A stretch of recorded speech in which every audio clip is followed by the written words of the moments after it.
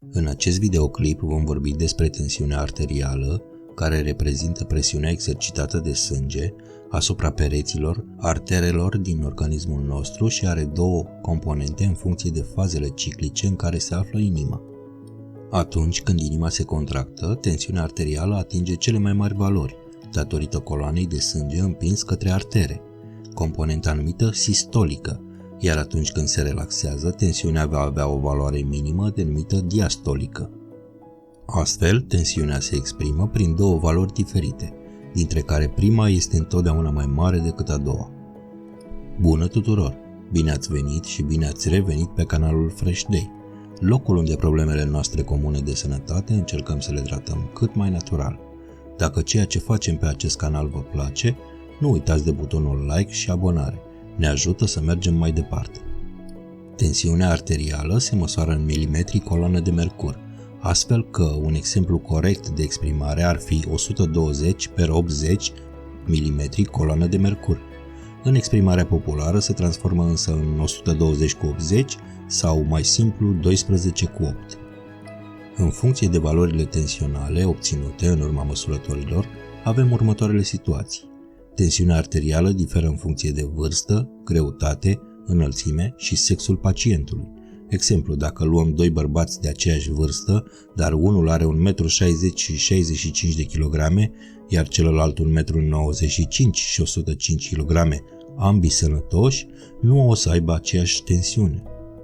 Tensiunea mare sau hipertensiunea arterială este caracterizată prin creșterea valorilor de tensiune peste pragul de 140/90 mm coloană de mercur și în timp va duce la îngroșarea pereților inimii, în special a ventriculului stâng, care are funcția de pompă pentru circulația sângelui către toate organele. După o perioadă inițială de îngroșare, pereții inimii se dilată și apare insuficiența cardiacă stângă, incapacitatea asigurării funcției de pompă. De asemenea, valorile crescute ale tensiunii duc la alterarea pereților vaselor de sânge în tot organismul, cu o posibilă afectare a creierului prin accidente vasculare ischemice sau hemoragice și declin cognitiv. Suplimentar poate apărea o afectare a vaselor la nivelul ochiului, apariția retinopatiei hipertensive cu afectarea vederii. La nivel renal apare o scleroză la nivelul arterelor mici, care în timp va duce la apariția bolii cronice de rinichi cu necesar posibil de hemodializă în stadiile terminale. Nici vasele de la nivelul picioarelor nu sunt ferite de valorile constante crescute ale tensiunii arteriale, în timp ajungându-se la dureri în timpul mersului, apoi în repaus și în final la cangrenă. Tensiunea mică sau hipotensiunea arterială apare atunci când valorile tensiunii arteriale scad sub 90/60 mm coloană de mercur. La persoanele cu înălțime sau greutate mică, aceasta se consideră normală în lipsa simptomelor. Hipotensiunea arterială se manifestă de obicei cu amețeli, vertij, oboseală, confuzie, vedere încețoșată, greață, stare de rău sau leșin. Se poate asocia cu o consumare insuficientă de lichide, ridicare bruscă în picioare și lipsa de adaptare rapidă a organismului la noua poziție sau în sarcină. Hipotensiunea arterială se regăsește asociată cu alte boli, infarctul miocardic acut, când funcția de pompă a inimii este sever afectată, insuficiența cardiacă acută sau cronică, infecții generalizate în organism, sângerări masive, reacții alergice, consum de anumite medicamente. Iată și câteva sfaturi despre cum am putea menține și avea o tensiune arterială optimă. 1. Reduceți sarea, sodiul din dieta dumneavoastră. Chiar și o mică reducere a sodiului din dietă poate îmbunătăți sănătatea inimii și poate reduce hipertensiunea arterială cu aproximativ 5 până la 6 mm coloană de mercur. Efectul consumului de sodiu asupra tensiunii arteriale variază între grupurile de oameni.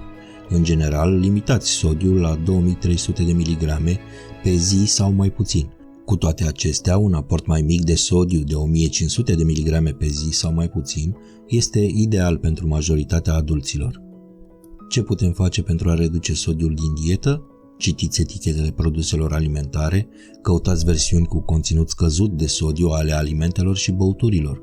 Mănâncă mai puține alimente procesate, doar o cantitate mică de sodiu se găsește în mod natural în alimente. Majoritatea sodiului este adăugat în timpul procesării. Nu adăugați sare, folosiți ierburi sau condimente pentru a adăuga aroma alimentelor. Gătitul vă permite să controlați cantitatea de sodiu din alimente. 2. Limitarea consumului de alcool la mai puțin de un pahar pe zi pentru femei sau 2 pahare pe zi pentru bărbați poate ajuta la scăderea tensiunii arteriale cu aproximativ 4 mm coloană de mercur. Consumul de prea mult alcool poate crește tensiunea arterială cu mai mult de 4 puncte. De asemenea, poate reduce eficacitatea medicamentelor pentru tensiune arterială. 3. Fumatul crește tensiunea arterială. Renunțarea la fumat ajută la scăderea tensiunii arteriale.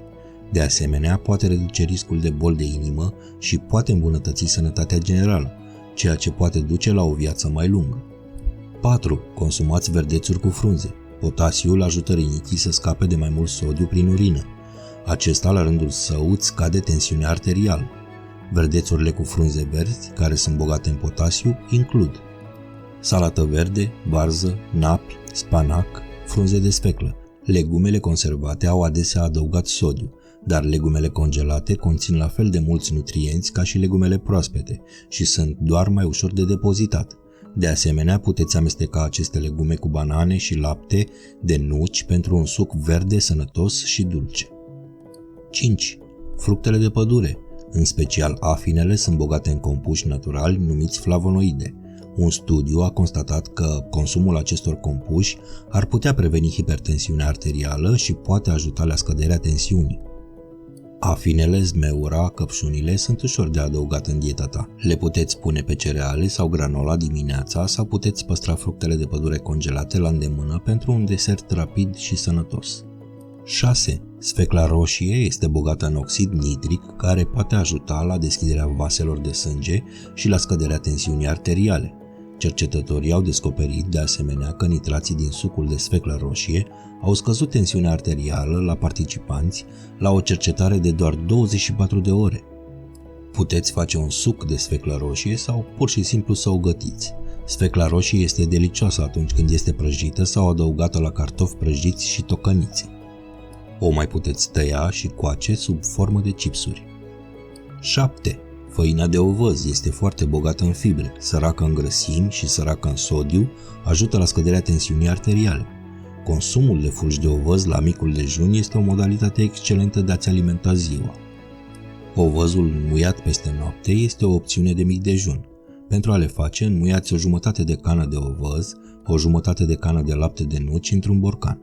Dimineața amestecați și adăugați fructe de pădure, granola și scorțișoară după gust.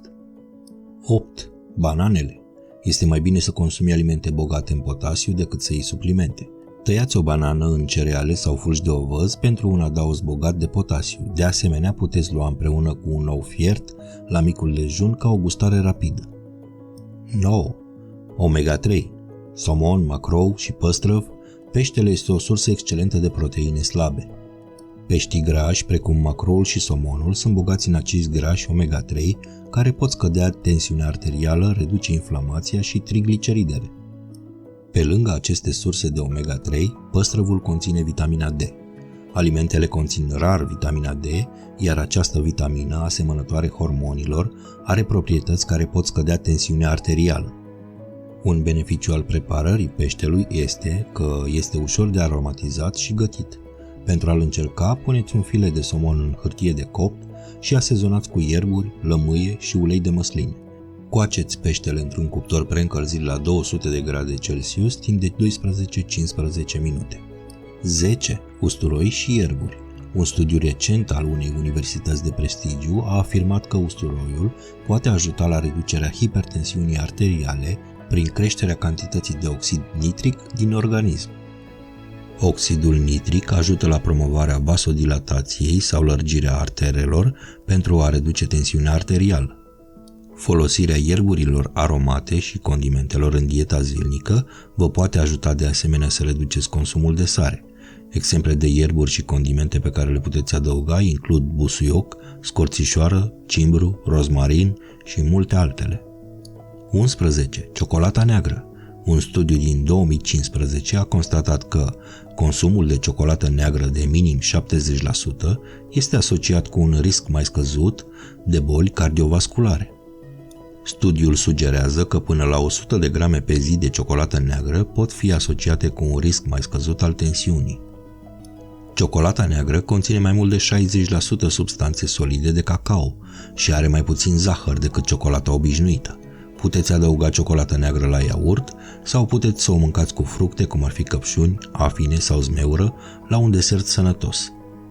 12. Fisticul este o modalitate sănătoasă de a scădea tensiunea arterială prin reducerea rezistenței vasculare periferice sau încordarea vaselor de sânge a ritmului cardiac. Un studiu a descoperit că o dietă cu o porție de fistic pe zi ajută la reducerea tensiunii arteriale. Puteți folosi fisticul în dieta dumneavoastră adăugându-le în cruste, sosuri pesto și în salate sau mâncându-le simplu ca pe o gustare. 13. Uleiul de măsline este un exemplu de grăsime sănătoasă. Conține polifenoli care sunt compuși ce luptă împotriva inflamației, care pot ajuta la reducerea tensiunii arteriale.